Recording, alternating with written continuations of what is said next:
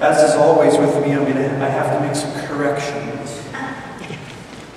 One is that I misspoke the name of the general that David murdered. It was Uriah, not Uzzah, and that's in 2 Samuel 11 if you want to read that story. Uzzah is a guy, really is somebody. He was the one when David, the ark was taken from Israel, and he got it back. And as they were carrying it back to Jerusalem, it started to tilt. And Uzzah was the one who went up and touched it to steady it, got struck dead by God, and David went, maybe we'll take this thing to Obed-Edom's house, because I don't know that I want it anywhere near Jerusalem until we're ready. So that was one. Second, I misspoke. Saint Damien is his name, of Molokai. Yeah. So I'm a little redneck, so I don't get all the hard pronunciation very well. But anyway, it wasn't Saint Molokai, it was Saint Damien was this great saint to the leper colony there. And so if you have any more of those, please tell me, because then I don't look like an idiot on the videotape when all these people watch it elsewhere. They're like, this guy's always talking about it. Uzzah and Uriah and St. Molokai, and get him out of there. So that's why I like to read the Bible, because I can pronounce each one of those little itty-bitty English words, and then I don't make mistakes. So anyway, just a quick recap, then we'll move on. Where we're kind of at. We've really set the groundwork for today, and I hope, again, that you please take advantage of this time to find a place to listen and to be still before God. I was talking to somebody during lunch, a couple people in fact, and something I've thought about quite a bit, because being a former Roman Catholic and now a Byzantine Catholic, seeing that this church that we're in isn't just simply an ethnic clubhouse that was supposed to be here as long as there were Carpatho-Rusins, and when they go, we go. I don't believe that at all. I believe that God has a plan for this church, and an indispensable plan in this new evangelization. And so in thinking about that and praying about that, I'm just a deacon, so it doesn't really, I don't know how much weight this carries.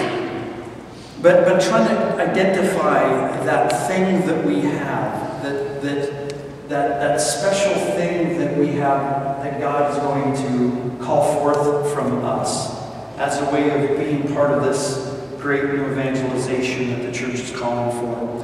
And most Byzantines, I think the first thing we always say is, oh, it's liturgy. Right? We always consider ourselves the liturgical people. Right? Well, that's fine, and that may be true to an extent, but I mean, most Roman Catholics aren't going to come to, or that if they do come to the liturgy, it's still not their spirituality, and it's still not their way of worship, and that just can't be that suddenly everybody becomes Byzantine. That doesn't make sense. But I think what it is that the Byzantine church has the desert. We understand the desert. We understand the wilderness. Our great saints lived in the wilderness and formed this church over centuries. And we still have the great starettes in the desert to this day. And in that, because the Eastern spirituality is so monastic, it has built into it, I don't think often we recognize it, but built into it is the experience of the desert. And I think that's the thing, that's the touchstone, that we as a church, we as all the people of God, the renewal is going to come when we get back to understanding and living out this very schema that we laid out, that we are the pilgrim church and that we dwell in the wilderness. Because we're going to see at the end of today that, and we've all fallen into this, the influence, the detrimental influence of the world, the cosmos outside of us.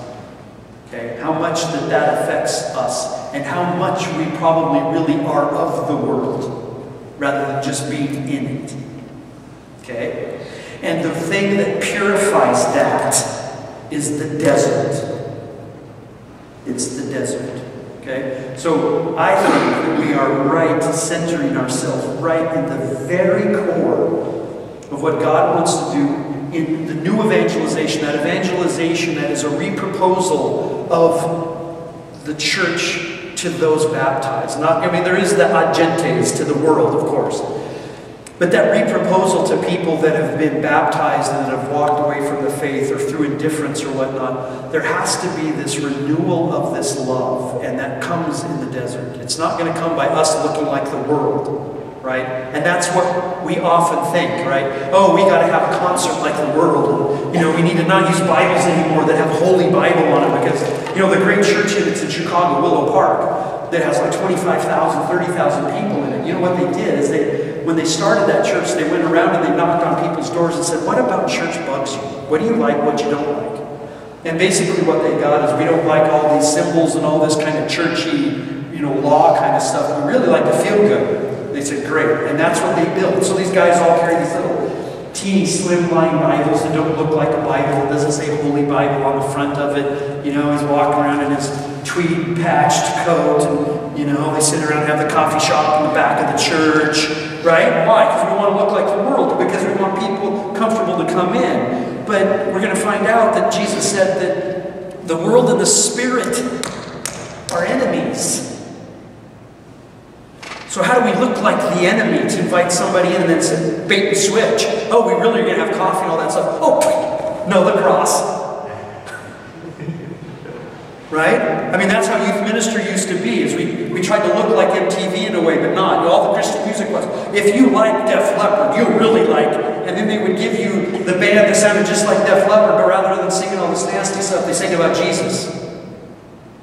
And after a while, I'm like, that can't work. Because we don't exist as an alternative that's just like the world over here. We're completely and utterly and absolutely diametrically opposed to it. And so it's in this wilderness that I think that we have to repropose to the world this place of coming into relationship with God, this place of focus, of patience, of waiting, of seeing God move, of first love, and the temptations and courage that it calls forth from us is the place that we need to be. Anyway, so that's where we are today. With these two most important things. One, that God didn't bring us here to die. Okay? Israelites accused him of that. But he doesn't bring us here to die. Remember what he wants to give us. He wants to give us what he promised. The promised land, which is him. That's why we're here. That's what God wants to give us, is himself. Okay? And this place is a great place of temptation for us. Because we don't trust. Because we are self-centered. Because we're not courageous. Because we want it easy. Because we want it comfortable.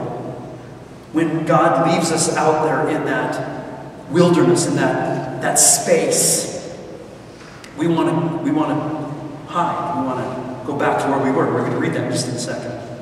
Okay? Okay, so here we go. We're going to dive in. So we're going to start, we're in Egypt, right? And God fulfills his promises that he made to their fathers, and he leads them out of Egypt by all of these plagues, right? The 10 plagues. In a way that's really important, because I think sometimes when we look at that removal, that release is all about being slaves. But really, if you read Pope Benedict, he says, no, it wasn't about slavery, it was about worship. It was about the fact that they needed to go and they needed to worship, and they didn't get to worship in the way they wanted, because Pharaoh would have let them go if they left the kids, or if they left the goats, or if they left the whatever. But it was, no, we have to go as God wants, out to worship. So the Exodus was not about this humanistic ideal of justice that releases me from slavery. No, it's about a relationship with God. That's what the Exodus is about. Him forming this people, okay? So, what happens? Of course, God brings about these great and terrible things to visit upon Pharaoh so that Pharaoh would release them. And I want to make a point here. We have to understand what the scriptures are meaning when it talks about God hardening Pharaoh's heart. Because it wasn't like that God said, okay, what I'm going to do with you is I'm going to propose this to you. And then I'm going to make you not want to do it so that I can smack you on. Then I'm going to even make your heart harder. You may not, whether or not you want to, or doesn't matter. I'm going to make your heart harder so I can smack you again. And then I'm going to make your heart harder so I can smack you again. Right? That's how it comes off when we read it. But in fact, what happens is, in any of us, when we are brought in front of God's grace and His power and His presence in our life, we have one of two ways to go. We either become docile and obedient and say yes, or we harden our heart and say no. Now, you can say that God hardened my heart, because if you would, in the sense that if He'd had just left me alone, right? If He'd have just let me alone, I wouldn't have said no. Yeah, right. Just like saying, well, you know what? I don't sin, really, because I live in a cave and I have no place to exercise it. Just because we don't sin doesn't mean that we don't have a sinful heart, given the chance, kind of thing.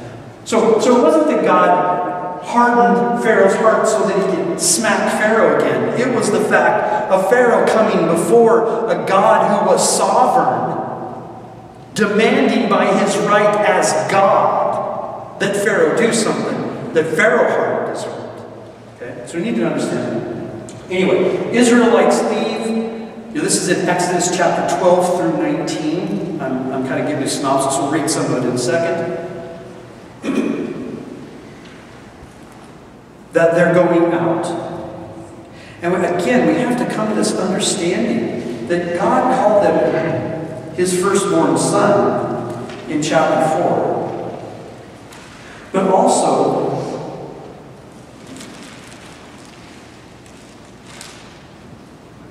and we talked about this before, so we're all familiar with this because we kind of watched, right, Cecil B. DeMille's Great Ten Commandments. Right? I mean, isn't that sad that that's basically the formation we have in the Exodus of the Israelites, is some Hollywood movie with Charlton Heston. Right?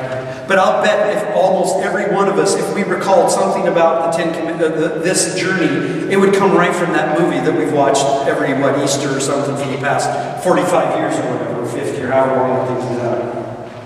So we know these kind of things, but we know them as they've been presented, not as they are. And we need to get back to the scriptures. Anyway, in chapter 13, it says that the Lord went in front of them in a pillar of cloud by day to lead them along the way, and in a pillar of fire by night to give them light, so that they might travel by day and by night. Neither the pillar of cloud by day nor the pillar of fire by night left its place in front of the people. And we remember from Nehemiah that Nehemiah recounted the fact that that was true. Okay, so let's put ourselves in this frame then. I'm an Israelite and I'm under slavery, and I realize there is no way I'm getting out from under this unless I die. Then there's this guy named Moses that comes and tells me that he's going by the power of God to deliver me. And I think, yeah, whatever. And maybe I have some kind of hope. We'll even give that. But then things start to happen. And we start to see that God does in fact visit these plagues upon them, crescendoing in the death of the firstborn. Right? That we escape by what? The blood of the Lamb. That should really ring a bell in our ears, should it not? By the blood of the Lamb. By the fact that we eat this lamb and break not its bones, we're saved from death. Okay? So then, in fact, not only do we get released, but as we're leaving, they're giving us all their gold and everything. They're like, would you just please go away? Here's our stuff. Go. God said, I'm going to despoil them for you. And God does, because as you're walking out, they're piling the gold on your way, whether you want it or not. And you go out led by this cloud and this pillar of fire. And then you come to the sea. Well, in the meantime, Pharaoh figures out that, you know what, I'm going to go get my revenge. Of course, we don't know the story, right? And he goes after them. And immediately the people freak out. But here's a very important point that's going to should carry us, should carry them, and should carry us throughout our life. And it says this, it's Exodus chapter 14, verses 13 through 14. It says, but Moses said to the people, this is when they're freaking out because they see Pharaoh and his chariots coming at them. Well, in fact, let's just go up to verse 10 because it's going to give us this context. It says, as Pharaoh drew near, the Israelites looked back, and there were Egyptians advancing on them. In great fear, the Israelites cried out to the Lord. They said to Moses, was it because there were no graves in Egypt that you were taking us away to die in the wilderness?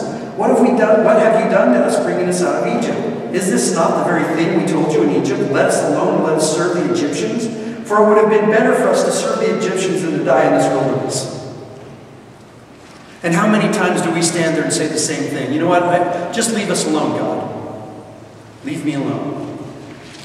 It's better for me to die in the world because, you know what? It's easy and convenient. There's no fear. And I'll just be fine right here. Thank you very much. But remember, the Lord loves us.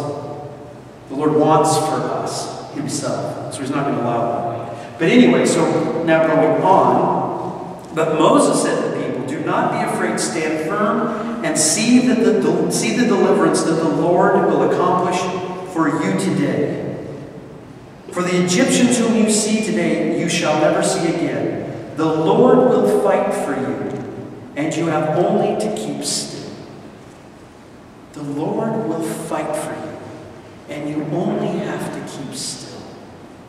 How many of you vanquished the devil on the cross? How many of you drew a sword to fight that fight? We didn't, did we? What did we have to do? The Lord fought for us. We only had to keep still in our heart. And in fact, what did many of the apostles do, except for John? They didn't remain still in their heart, and they ran away out of fear, did they not? Okay, so we see this, that God will fight for us. He realizes who we are. He realizes our weakness. In fact, in the scriptures in Deuteronomy chapter 2, verse 7, the Lord says, I know I am leading you into the wilderness. God's not stupid. He knows you're in the wilderness. He knows everything that's going on. He hasn't forgotten. He hasn't forgotten. So if he knows we're here, he knows that it's difficult because, quite frankly, he walked that same path. Okay, so let's go. So now we get this frame, right? God parts the Red Sea. They cross on dry land. The Red Sea swamps in on the Egyptians, and the Egyptians are vanquished, right? And then they sing these great hymns of praise in Exodus chapter 15, okay? Because we need the time frame here. So we've had these plagues. We have the Passover. They give us all their stuff. We go out to God's leading us. We get to the Red Sea, we freak out. God tells us he's going to fight for us. He parts the Red Sea. We cross on dry land. He kills our enemies. We sing this hymn of praise. And then we start out for Elim in chapter 16. We'll start there. The whole congregation of the Israelites setting out from Elim, and Israel came to the wilderness of Zin, which is between Elim and Sinai, on the 15th day of the second month after they had departed from the land of Egypt. The whole congregation of Israelites complained against Moses and Aaron in the wilderness. The Israelites said to them, if we only had died by the hand of the Lord in the land of Egypt, when we sat by the flesh pots and ate our fill of bread. For you have brought us out into this wilderness to kill this whole assembly with hunger. Then the Lord said to Moses, I'm going to rain bread from heaven for you, and each day the people shall go out and gather enough for a day. In that way I will test them whether they will follow my instruction or not. On the sixth day, when they prepare what they bring in, it will be twice as much as they gather on other days. And so they told them they went out and gathered. And Moses says, your complaining, in verse 8, your complaining is not against us, but against the Lord. Didn't take long, did it? Didn't take long. And the first time they were hungry a little bit. First time they were hungry a little bit, they complained. That it would be better to be back in Egypt, by the flesh pots of Egypt with your fill of bread under slavery? Would that be better? They seem to think so. And this word that is complaining, we have to get a handle on this word of grumbling, or murmuring, or complaining, depending on the translation that you use. That doesn't mean like what we use as complaining, right? It's not like, oh, this is bad, right? This kind of complaining, this murmuring, the Hebrew and the Greek basically mean that you're questioning God at his abilities and his motives. It's like a vote of no confidence. It's like saying, we don't even believe that you can even do this, or that you even want to do this, or that you even can. That you are incapable, you're inept. It's that kind of murmuring, that kind of word about it. And it comes then with this vote of no confidence that the corollary is that then God must prove himself. Right? Do not put me to the test. The test is that you tell me that I won't believe you or I won't trust you unless you prove that you're God to me. You know, that makes no sense as a creature to the Creator to say, you better do it the way that I want it and the way that I see it before I'll believe in you, kind of thing. Right? And so I think that the gravity of this, I think sometimes we overlook how fundamental this question is. It's a question about who's God. It's a question about God's character. Right? We can say we believe. Do you know that the devil believes in God? Just because there's God doesn't mean anything. It's how we believe, how we relate to him, how we trust him, how we believe who he is. And often we as they are, they're questioning God's character. Even after, the thing is, okay, if you were just drawn out, just poofed out there in the desert somewhere, and you were starving to death, okay, maybe you'd have something that, maybe this lack of trust would be maybe understandable at some level. But not after 10 plagues. Not after a pillar of fire and a pillar of cloud. Not after the crossing of Lake Erie. I mean, could you really stand there and watch Lake Erie be split? You walk to Canada, turn around and say, God, we don't think you even care that you can do anything. You know what the problem is? So often when I first read this kind of thing, I was like, well, these people, can you believe it? This is ridiculous, until I realized that was me. And I'm suggesting that it's you. And that's why we're here. The question is, how have we accused God of these things? How have we questioned God's character? How have we turned away from God after all that he's shown us? We have these temptations. They have their temptations, and it becomes our spiritual temptations. And what are those? I think it's we want things the way that we want them. Right? We demand that God do it our way. We demand what? We want convenience. We want stability. We want it now.